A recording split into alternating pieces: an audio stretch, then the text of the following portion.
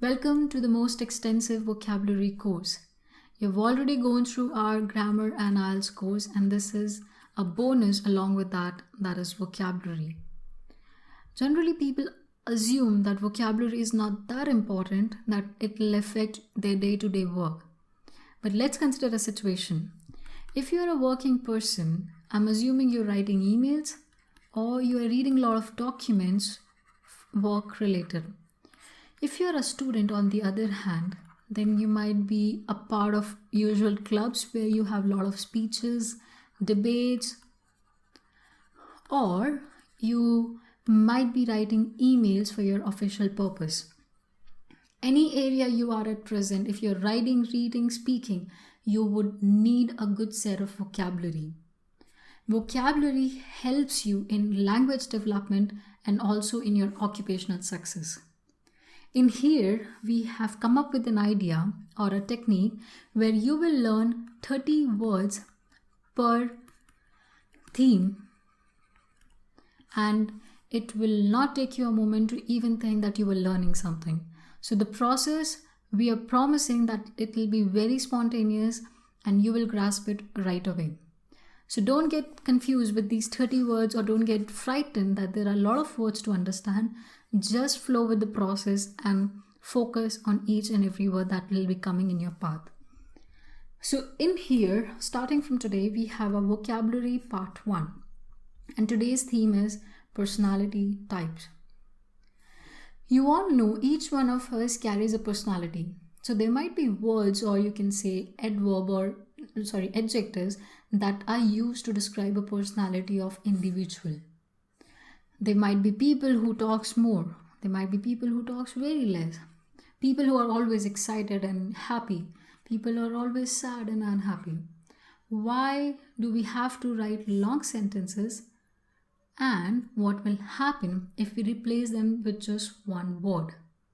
That's what we are going to do in this course of vocabulary. Let's get started. So the first word in the series would be amiable. Amiable has something to do with being friendly and lovable. Please focus on the pictures that you find in the way. These pictures will help you to grasp the idea without even knowing that you were looking into something which was really important. So if you can see here, amiable means being friendly and lovable. An example could be the crew members were amiable. Or you can say the crew members were friendly. So instead of writing friendly or writing long sentences about somebody who is very sweet, friendly, kind, just use the word amiable. You can say my friend was amiable, or I have a manager who is very amiable. Moving on, we have our next word, that is ambitious. How many of you are assuming that you know this word? And hope 99% out of 100.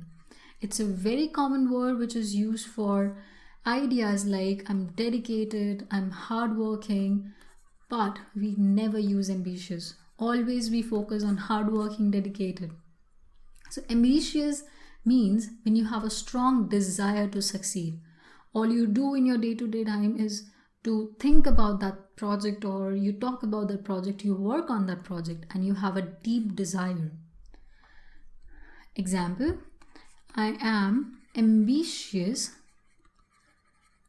to go to Canada for higher studies.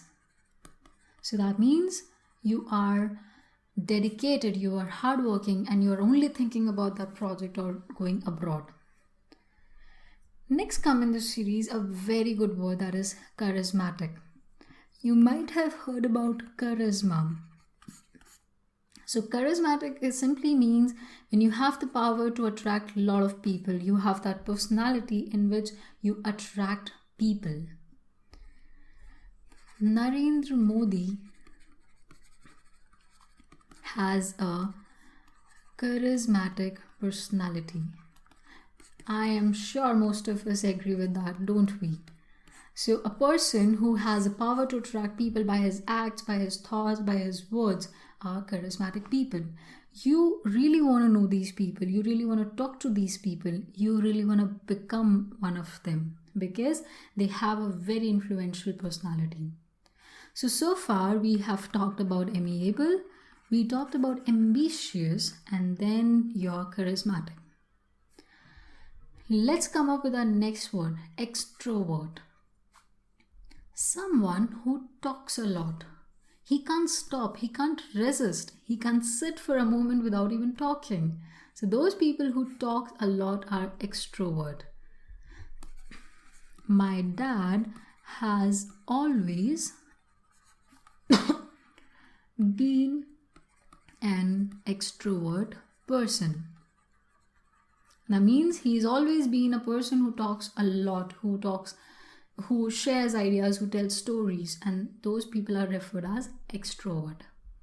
On the other hand, introvert is somebody who believes in deeper thoughts, somebody who doesn't feel like talking much, who doesn't share more ideas. Instead, he will find peace when he thinks by himself, and they talk little. Example would be, my best friend is an introvert, or you can use the example that you have referred for extrovert. My dad has always been an introvert. And what about the people who doesn't talk much or who talks a lot? A person who comes in middle. Those are your ambivert. They are sociable people. They know when to talk and when to stop. The balance of an extrovert and introvert qualities is called as ambivert. I talk more, but I like to be calm at times. Hence, I am an ambivert. How many of you agree with me that we are ambiverts? That is so true. But I have met a couple of people who can't just stop talking. They can't resist sharing their stories, and those are extrovert. But instead, there are people who just don't talk at all. Those are your introverts. So instead of writing long sentences for people who talk a lot, or people who talks very less, or people who are in the middle, use these simple words, and you will even not know that 50% of your vocabulary is upgraded. Coming up, a very sweet word, considerate. Somebody who is very caring and helpful, and they show this. For example, I am always considerate towards the poor. So that means if you're passing by the road and you see somebody lying on the road, you cannot resist but to help them. So you're always very considerate with them. You always provide them with food, with shelter, with clothes, or something that you can do from your end. And hence you are doing a considerate act. Similarly, coming up is your next word, that is courageous.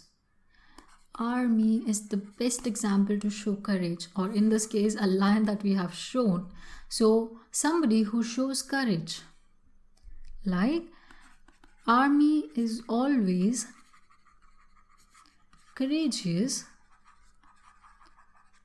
and we should respect them. I always suggest students, please take the word, write a sentence, and remember one basic sentence. Frame a sentence from your own life so that you don't have to actually remember it, but you can just connect with that situation. So somebody who shows a lot of courage is known as courageous. Next is your compassionate. So a word, considerate, that we just discussed is showing a similar idea as compassionate. Like, my manager is always compassionate to my pain. He was considerate enough to send me home when I was sick. He was considerate enough to send me home when I was sick. So these two words can go hand in hand. Somebody who shows a lot of love, care, kindness, is compassionate, and they were considerate enough to help us. That means they tried, they couldn't resist helping us. Next word is courteous. Somebody who is in order, somebody who is polite and know how to show respect is known as courteous. Like when you want to show respect and politeness to something, you are a courteous person. The waiter at the hotel was courteous. That means he was very polite, he has his manners, he has ethics, and hence we can call him courteous. Courteous are kind of people you can trust them. You really want to talk to them so that you learn their manners, and it's very comfortable around these people. Now is the word which you all should add in your vocabulary right away. That is diligent. If you are going through this vocabulary chapter, or you have already gone through a grammar and IELTS chapter, and you are constantly visiting our webinars, then I'm sure you are a very diligent person. You really want to crack this exam, you really want to get upgraded, and hence you are very diligent in your work. That means you work with care and focus. You don't want to skip a single opportunity to upgrade yourself. Example would be diligent in your work. Always be careful and focused while you work. Next is empathetic. Can you see this little kitten here? She's heartbroken and her mom couldn't resist but cry. She's cried a lot because she can feel the pain. She can be in the situation what my little chicken would be thinking right now, and hence she's an empathetic chicken. Somebody who can feel others' pain by imagining their situation. Example would be, our parents are always empathetic for us.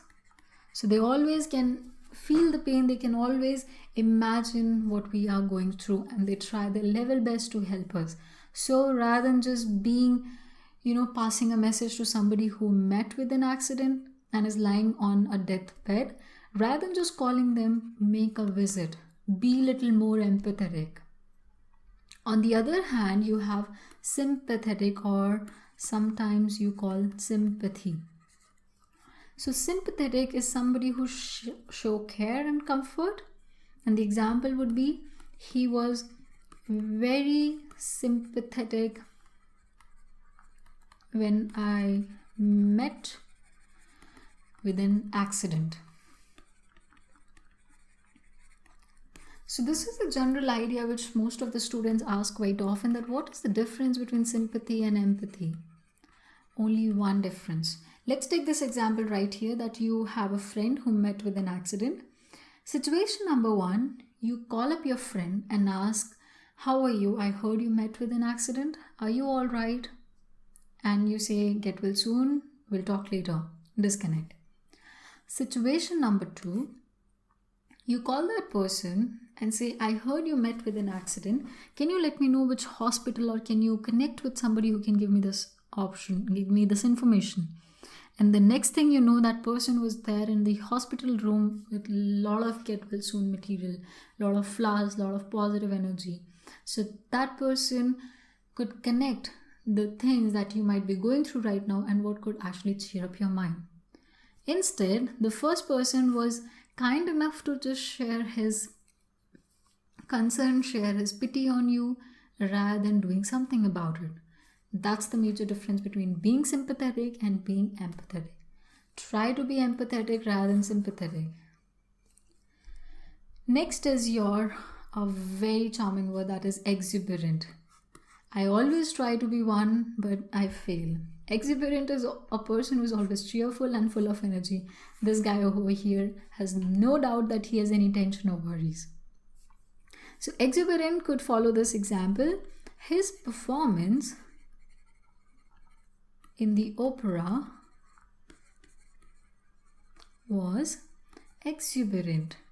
That means he has all the energy, he has all the fun he could have, and the performance was really full of energy. Next come generous. You might have a friend, a person who is always very caring, very loving, and he always have lot of help in abundance. A person who is always grateful and always shower his love as much as he can are generous people. An example would be the chief guest made a generous donation at the event. So he made an investment or he made a charity which was not even expected, and hence he is very kind, very generous to help us. Coming up is a word which is loudly spoken, and it's called gregarious. Gregarious are people who are very sociable. They need an opportunity to talk to you, they need an opportunity to meet you and try to collect as much information about yourself. Example would be, my friend is a gregarious and a talkative person. You really don't want to be around them because they just don't allow you to talk if they're talkative. Or sometimes they're very helpful because when you don't feel like talking, they will entertain the entire group or the entire club there. And hence, these people are always full of energy. They're very sociable. Next is your impartial. Have you met somebody who was little biased towards you? For example, there's an examination room. Two friends are sitting next by next. A teacher is monitoring the exam. This person cheats 10 times and nobody notices. And you cheated once. This person came right away and said, "What are you doing? What the hell are you doing? Are you cheating?" And you're like, damn, he's so biased. He didn't say anything to this person and he came right away at me. But what if you find somebody who doesn't know how to be biased? He's always impartial. He's always equal to everyone. A person who is unbiased is known as impartial. Like, the examiner should be impartial during an exam.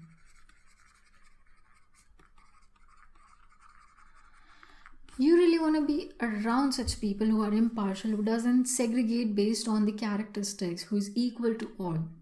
So far you have some good words about somebody who is loving, caring, somebody who is very hardworking, or people who are empathetic, sympathetic, who are full of energy, who are very sociable. If not, go back to slide 1 and start again. It's no shame. You have to just get comfortable with the words. You have to move with the flow. I'm sure all the words that we discussed so far were there in your memory, but you never tried using them. So now, take the word, write a sentence, and go ahead. Next is intuitive. Intuitive are people who have a lot of things going in their head and they take decision based on the feelings they get. So they believe in the truth based on what one feels. So if they feel comfortable, they'll take a decision that will be secure. Like, an example would be, I have an intuitive sense of right and wrong. So I can tell by just looking at the situation that whether it's right or wrong, because I have a feeling inside me and I'm saying a truth based on those feelings, and hence you are an intuitive person. Next is a word which is persistent. Can you look this mark here that I'm right at the focus? I know what I have to do to win the situation, and hence I'm completely involved and regular in my work. She was persistent in her preparation. So she was focused, she was regular in her work, and hence you can say he is very persistent or she is very persistent. As I said again, you guys right now have to be persistent to go through each and every word and be comfortable with them. Next is philosophical. Philosophical are people who relate their life to basic philosophies. Like, they prefer sitting in the corner and thinking about why this is happening, how this is happening, if it's happening this way, what is the reason behind that. And they live their life based on these simple philosophies. I'm very philosophical about my life. So I don't say anything which I don't believe in, or I don't randomly make statement, because I always believe in knowing the reason behind that, and hence I'm very philosophical. Next is pragmatic. Have you been in contact with people who are always irrational, who always takes decision based on stats? Okay, last time it happened this way, this much percentage of increase, this happened, and then I'll be doing this. So have you met somebody who is clearly very practical in nature? I am hoping that you did, because that will make you realize what is the difference between somebody who is philosophical or somebody who is pragmatic. An example, I take pragmatic approach to life. That means I just don't take decision like that. Instead, I review life, make assumptions, make practical approaches, and then I live. That's how I call pragmatic approach to life. How about this term here, industrious? Are you one of those who always feel like walking, wake up in the morning, making up your bag, catching up the bus, and just going right away to your work? Are you somebody who is very hardworking? If yes, congratulations, you are very industrious. The Indians are very industrious. So they believe in hard work. They believe in doing everything possible to make a task successful. And they have a complementary feeling of upbeat. That means energized and cheerful. If you are industrious, I'm sure you always are energized and cheerful. You can say, I like upbeat music. I like a music which is something extra, something that makes me cheerful, something that makes me happy. Or how about this word here, witty? Are you one of those in a group who always cracks jokes, make people laugh and comfortable? If yes, then you are very witty, you are very humorous, and you have instinct humor, you have creative humor. You don't say jokes which are planned, but you say something based out of the situation, and your friends can't just stop laughing. My uncle is a very witty man. He always comes up with these ideas which we can't even think of, and he makes everybody laugh. On the other hand, I have an aunt who has a bad temper. She gets agitated. She gets angry very quick. We can't understand what is wrong. If yes, then she is a bad temper person. Example, my aunt has a bad temper. That means she gets angry real quick. You can't convince her by anything. How about a word like big-headed? What do you call people who are very arrogant and self-interested? All they calculate, all they do is based on the facts that what will make them profitable. If yes, and they are not ready to listen to anyone's advice, they are not ready to discuss things with someone and just think of self-interest. He is always too big-headed in family matters. So he really doesn't care what other people might be thinking. All he cares is that his things should be satisfied. He's so self-centered. Now, one more cunning word, that is devious. Are people who are dishonest and immoral. Have you heard a story where a person who lies and his nose grows by an inch? Yes, those people are devious. Practically their nose doesn't increase, but they're always immoral. They have become rich by their devious ways. They have been immoral dishonest to make up their way ahead, and hence they become rich. They did all the bad work they could do, they have cheated all the people they could, and that's how they became rich. Next is impulsive. Impulsive are somebody who takes action or who has a way of thinking without much thought. They don't put much stats or practical approach to their lives and takes decision based on the impulse. I think this is right, or I feel this is right. Let's go ahead with this. And hence, an example would be his impulsive actions or decisions are always bad. So when you don't focus on what could be good, what could be bad, what are start saying, and you just take decision because you feel so, then I'm assuming you are 90% in a wrong situation. And hence, don't be impulsive. Last but not the least, we all have been this once in our life, egoistical. We have been self-centered. All we want to do was click our pictures and doesn't care of the friends who were standing at the back, and hence we were very egoistical. So today's generation is more egoistical. Egoistical comes with from the word ego, and you know what ego is when you have a feeling of being proud and self-centered. All you care was just you. From that word we have a word named as egoistical. That's all for your vocabulary part 1, personality types. Can you imagine we have just covered 30 vocabulary words of personality? I don't want you to remember all of them, but just pick some of your favorites and try using them to describe your friends or anybody else you know. See you in the next class.